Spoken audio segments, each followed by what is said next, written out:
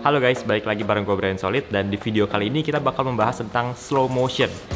Nah, kalau kita ngomongin slow motion tentu nggak bakal lepas dari yang namanya frame rate, atau mungkin kalian lebih familiar dengan istilahnya FPS atau frame per second. Nah, karena kamera gue bisa shoot slow mo di 60 fps atau 120 fps, jadi kita bakal bahas dari kedua frame rate itu. So, tanpa perlu berlama-lama lagi, kita langsung aja bahas 60 fps dan 120 fps.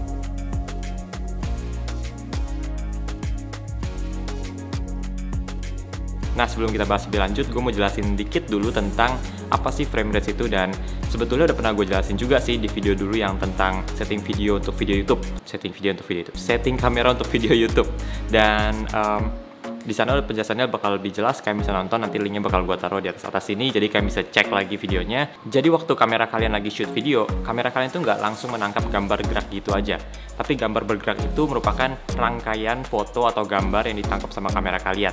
Jadi let's say 24 frame per second, itu artinya dalam 1 second itu ada 24 gambar atau foto yang ditangkap sama kamera kalian dan diproses jadi video. Sama halnya juga dengan 30 frame per second, 60 frame per second, dan 120 frame per second. Semakin gede angkanya, biasanya pergerakannya juga semakin realistik, kayak semakin mulus gitu pergerakannya.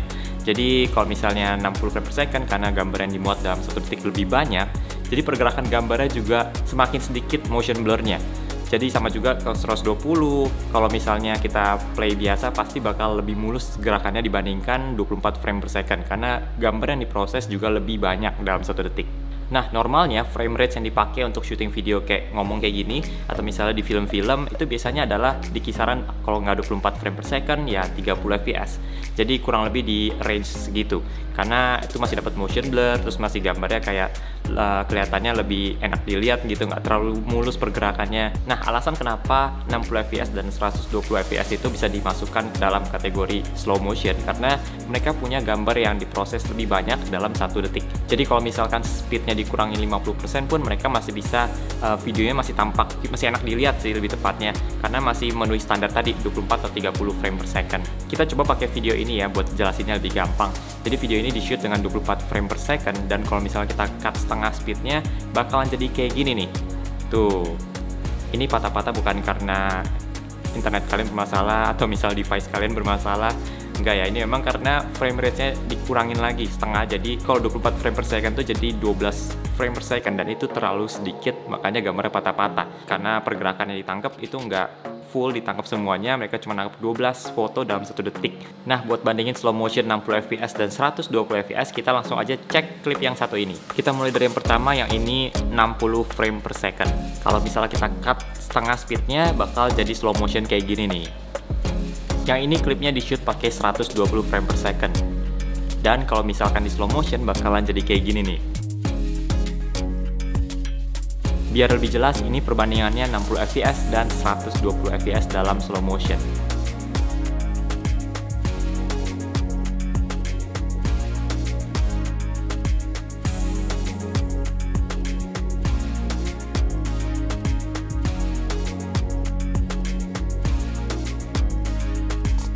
Next, kita coba objeknya adalah orang. Check this out.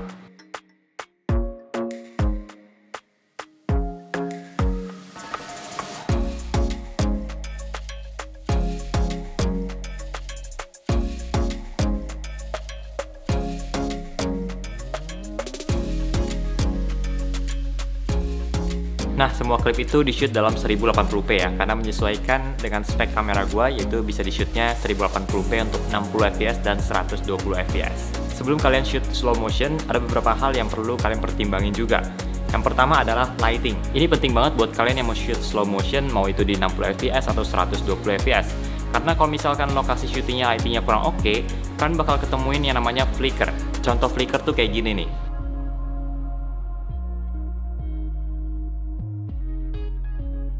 Nah, kalau misalnya kalian syutingnya siang-siang, yang ngandelin cahaya matahari, biasanya sih nggak bakal ada flicker, karena cahaya matahari nggak ada flickernya.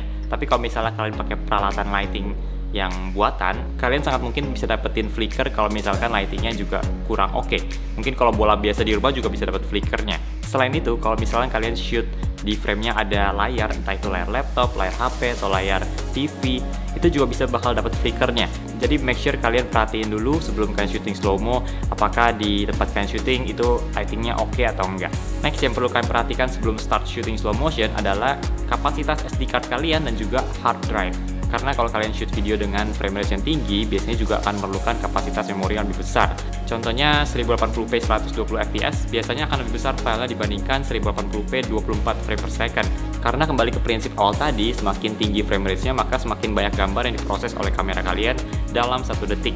Makanya ukuran filenya juga bakal lebih besar. Next yang perlu diperhatikan untuk syuting video slow motion adalah SD card kalian.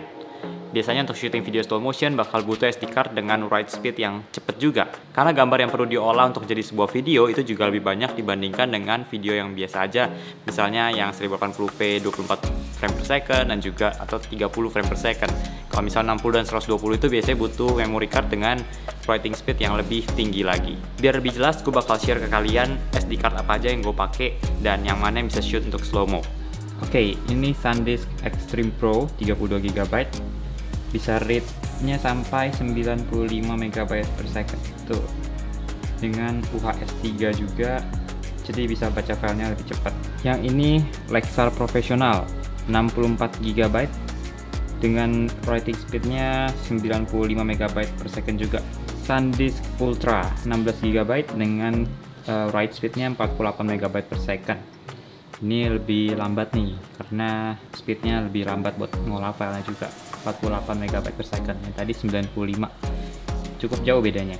Nah, dari ketiga SD card ini yang bisa shoot untuk slow motion itu cuma 2. Jadi yang SanDisk 32GB dan juga yang Lexar Professional 64GB. Karena kedua SD card ini punya write speed yang lebih cepat, yaitu 95 MB per second. Makanya dua SD card ini bisa dipakai untuk shoot slow motion, mau itu 60 frame per second atau 120 frame per second. Kalau yang SanDisk 16GB ini udah nggak bisa sih untuk shoot slow motion karena write speednya cuma 48 MB per second, jauh banget dibandingkan kedua SD card yang lain. Bahkan untuk foto dalam format RAW juga termasuk lambat sih yang SD card 16GB yang ini, karena biasanya habis foto jepret gitu ya, mesti nunggu dulu bentar untuk bisa foto lagi. Kalau misalnya yang lain bisa lanjut foto terus gitu, tapi kalau yang ini perlu nunggu berapa detik lagi, mungkin sekitar 10 detikan lagi lah untuk dia proses fotonya dulu. So make sure kalian punya SD card yang cukup cepat untuk proses video slow mo.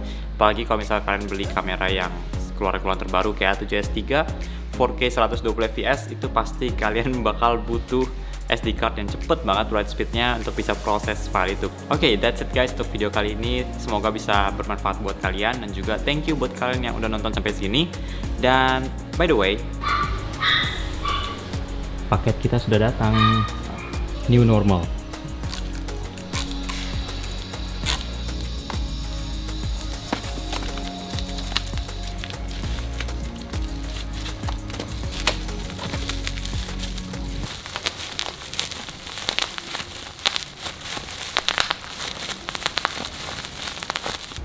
Oke, jadi baru aja datang paketnya. Nih barangnya, kalau kalian tahu lighting pasti logo ini cukup familiar ya. Hurufnya A.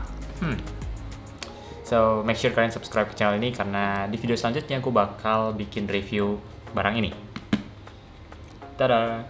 Make sure kalian subscribe supaya kalian tahu barangnya apa, dan karena barang ini bakal seru banget di reviewnya, dan barang ini juga bakal gue bahas di solid review berikutnya. Jadi mungkin segitu aja untuk video kali ini. Semoga kalian suka dengan videonya, dan kita ketemu lagi di video-video selanjutnya. Bye bye.